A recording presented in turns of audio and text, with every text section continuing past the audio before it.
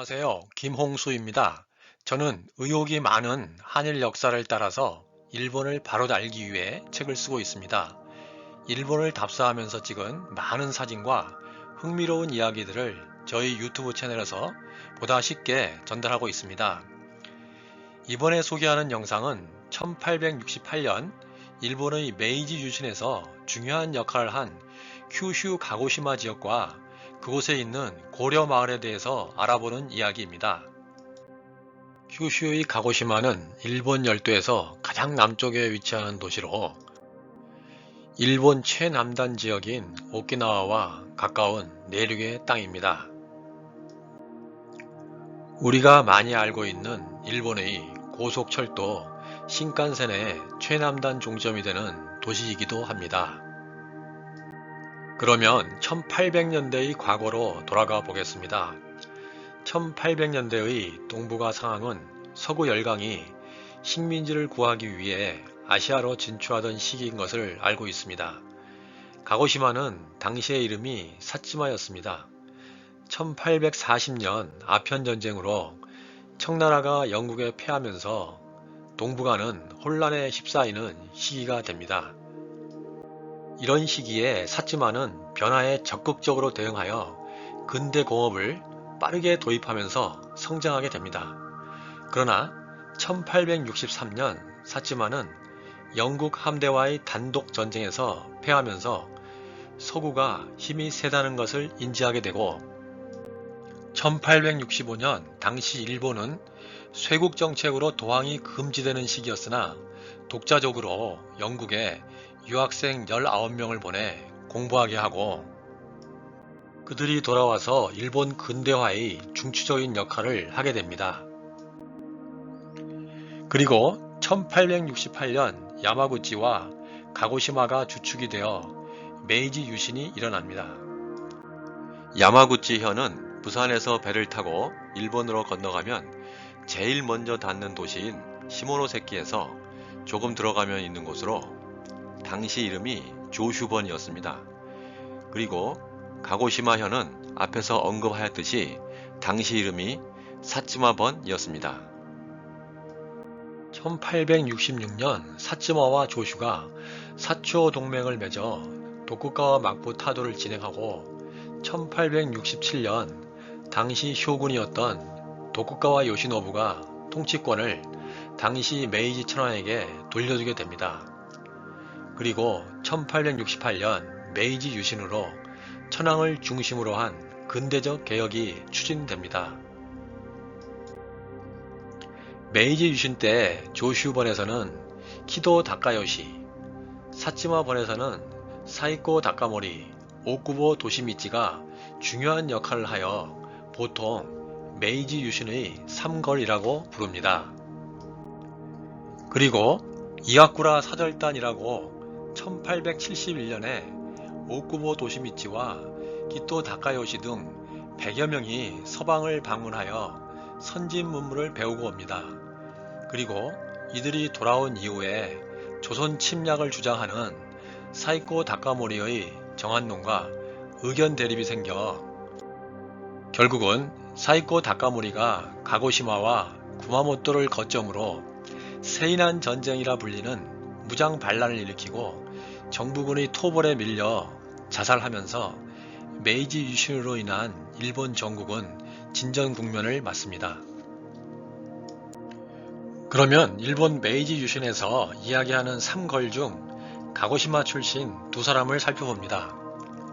사이코 다카모리라는 인물은 조선을 정벌하자는 정한론을 강하게 주장했던 인물이라서 우리에게는 부정적으로 인식되는 인물이지만 가고시마뿐만 아니라 일본에는 그에 대한 흔적이 많이 남아 있습니다. 도쿄 우에노역에서 내려 우에노 공원으로 계단을 조금 올라가면 동상 하나가 보이는데 눈이 부리부리한 인상으로 일본 여름옷인 유가타를 입고 개를 옆에 끌고 있는 모습이 사이코 다카모리의 대표적인 모습으로 알려지고 있습니다. 같은 지역 출신으로 메이지 유신을 함께 성공시키지만 조선을 정벌해야 한다고 정한론을 주장한 사이코 다카모리와 대립을 한 또 하나의 인물로 오쿠보 도시미치가 있습니다. 그런데 이 사람의 출신지가 고려마을로 알려져 있는 것을 알게 되면서 가고시마에 한반도와 관련된 지명과 그 유래를 찾아봅니다. 일본의 여기저기를 다니다 보면 삼국시대의 고구려, 백제, 신라의 이름이 붙은 곳을 많이 볼 수 있습니다. 고구려는 고려라는 한자를 쓰고 고마라고 주로 읽으나 고라이라고 읽는 것도 있습니다. 백제는 구다라라고 주로 읽으나 하쿠사이라고도 읽는 것도 있습니다. 신라는 백목이라는 한자를 많이 쓰면서 실학이라고 주로 읽습니다. 그리고 신라라는 한자도 쓰는 것을 볼 수 있습니다. 보통 일본에서는 고려라는 한자는 고마로 주로 읽고 고라이라고 읽기는 흔하지 않은데 이 마을에는 고라이라고 읽습니다. 그리고 일본에서 고려라는 한자는 앞에서도 언급하였듯이 한반도의 고려시대의 국가를 의미하지 않고 삼국시대의 고구려를 의미하는 한자로 주로 쓰입니다.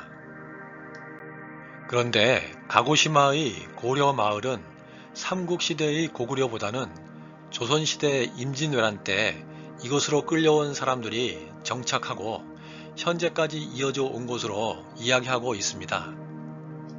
다소 의외의 유래인 지명을 갖고 있습니다. 고구려와는 연관이 없는지 좀 더 연구할 필요가 있는 지역임에는 분명해 보입니다. 좀 더 이 고려 마을을 살펴보면 이 지역을 둘러싸고 있는 하천이 있는데 그 하천의 이름이 갑돌천입니다. 우리나라에서 흔히 쓰는 갑돌이와 갑순이에 나오는 같은 이름을 하천 이름으로 쓰고 있습니다. 그리고 이 마을로 들어가기 위해서는 갑돌천에 있는 두 개의 다리의 이름도 특이합니다. 고려교, 갑돌교입니다. 임진왜란 때 넘어온 우리의 선조들이 이곳에 정착하면서 한반도에서 흔히 쓰던 이름들을 붙여 지금까지 내려온 것은 아닌가 생각해 봅니다. 그리고 가고시마에는 조선인 마을이 또 하나 있습니다. 가고시마 서쪽에 미산마을이라는 곳이 있습니다. 이곳은 정유재란 때 끌려온 도공, 심당길 일행이 정착하여 도해천을 이룬 곳입니다. 이곳이 지금까지 조선의 전통을 유지하면서 잘 남아있는 것은 당시 사찌마 번의 시마지 가문에서 집단 거주지를 마련해주고 조선에서의 성씨를 그대로 사용하고 조선어를 사용하게 하고 마을에 있는 옥산 신사에서 단군을 모시고 제사를 지내게 하는 등의 정책으로 많은 조선의 문화 연통이 남아있는 것을 볼 수 있습니다. 다시 고려마을로 돌아옵니다. 앞에서 메이지 유신 3걸 중에 한 사람인 오쿠보 도시미치가 고려마을 출신이라는 언급을 하였습니다. 당시의 가고시마 성 밖으로는 현재의 가치야초라는 마을이 있었고 이 마을에서 갑돌천에 놓여있는 고려교를 건너면 고라이초라는 고려 마을이 있었고 지금도 있는 것을 알 수 있습니다. 지금은 이 지역에 유신 후르사토의 관이라고 불리는 메이지 유신 관련 전시를 하는 전시관이 있습니다. 이곳에는 메이지 유신에서 활약한 많은 사람들을 출신지를 표시하면서 전시하고 있었는데 그 중에 오쿠보 도시미치처럼 고려마을 출신이 많이 보입니다. 현대 일본의 근간을 세우고 개방과 근대화를 추진하면서 현 천황 제도를 공고히 한 메이지 유신에서 중추적인 역할을 한 가고시마의 인물들의 고려마을 사람들이 많이 있다는 것과 그들이 그 이후에도 중추적인 역할을 하면서 지금까지 내려오고 있는 것을 알 수 있습니다. 이 마을의 인물들이 고구려 시대부터 뿌리를 두고 있었는지 또는 이곳에서 알고 있듯이 임진왜란으로 끌려온 조선시대에 뿌리를 두고 있었는지 그 이후 이 마을의 조선인들이 다른 지역으로 이주하였던지 그것에 대한 실제적인 사실은 더 많은 연구가 필요하겠지만은 현재 고려마을, 갑돌천, 고려교, 갑돌교 등의 이름이 남아 있어 다시 한번 우리의 역사와 얽혀있는 일본을 되돌아볼 수 있는 계기가 되는 지역임에는 분명합니다. 놀랍고 흥미로운 이야기를 계속 올리겠습니다. 많은 도움이 되셨으면 좋아요와 구독 부탁드립니다.